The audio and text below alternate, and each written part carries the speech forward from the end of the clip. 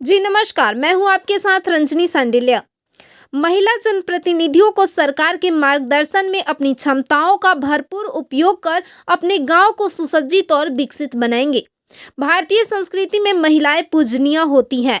घर की सुंदरता बढ़ाने में महिलाओं की भूमिका अहम होती है और आज सरकार ने उन्हें गांव को विकसित, स्वच्छ और सुंदर बनाने की जिम्मेवारी दी है और अब गांव सुंदर और सुसज्जित होगा।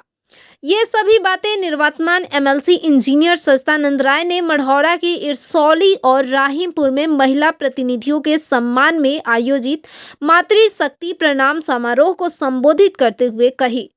अपने चुनाव प्रचार के दौरान श्री राय ने मढ़ौरा के जनप्रतिनिधियों को सम्मानित किया और कहा कि महिला जनप्रतिनिधि अब रबर स्टाम्प नहीं बल्कि नीति निर्धारक की भूमिका अदा करेंगी। इस दौरान उन्होंने कहा कि सरकार के संकल्पित पंचायती राज व्यवस्था को धरातल पर उतारने एवं पंचायती राज व्यवस्था को विश्व में मॉडल के रूप में स्थापित करने के लिए पंचायती राज व्यवस्था में कई बदलाव हुए हैं, जिसके बारे में उन्होंने विस्तृत रूप से जानकारी दी।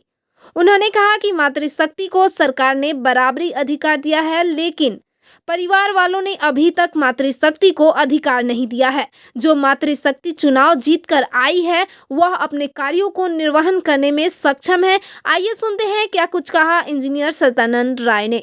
साफ है, एक तो क्या है कि सरकार ने एक संकल्प लिया है कि पंचायती राज व्यवस्था को जमीन पर उतार कर दिखाना है और जैसा हमारा मंत्री जी ने डायरी में लिखा भी है, उनका सपना है कि बिहार की पंचायतें और पंचायती राज व्यवस्था भारत ही नहीं बल्कि विश्व में एक मॉडल के रूप में जाना जाए। तो उसके लिए बहुत सारे निर्णय लिए गए हैं और बहुत सारे लक्ष्य तय किए गए हैं। तो वो सब बातें बताना था, इनको डायरी में लिख के दिया भी गया। इसके बाद से मैंने अपने सामने रख कर बताया भी, साथ में भी बताया कि 6 साल में इनके प्रतिनिधि के रूप में मैंने क्या कार्य करने का प्रयास किया था, कितनी सफलता मिली है और कौन सी बातें अभी वर्क इन प्रोग्रेस है, अर्थात अभी काम चल रहा है उस पर।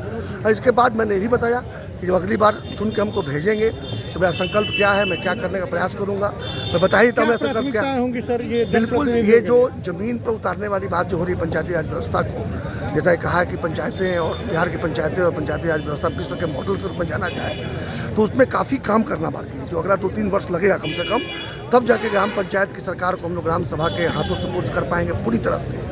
कुछ तो आंशिक रूप से अभी से शुरू हो जा रहा है। तो ये एक मेरी प्राथमिकता होगी। और दूसरी प्राथमिकता होगी जब हमारे प्रतिनिधि जीत के जाएंगे, प्रतिनिधि जब काम करने लगेंगे, जब सुबह से शाम तक इनके पास काम रहेगा जैसे हम लोग करते हैं, विधायक करते हैं, सांसद करते हैं, और उस अधिकार के साथ में जब उनको एक मानदेय भी मिल रहा है, मानदेय में वृद्धि हो रही है, तो निश्चित रूप से क्या होगा कि आगे चल के उस मानदेय को वेतन और पेंशन में बदलने के लिए प्रयास करूँगा।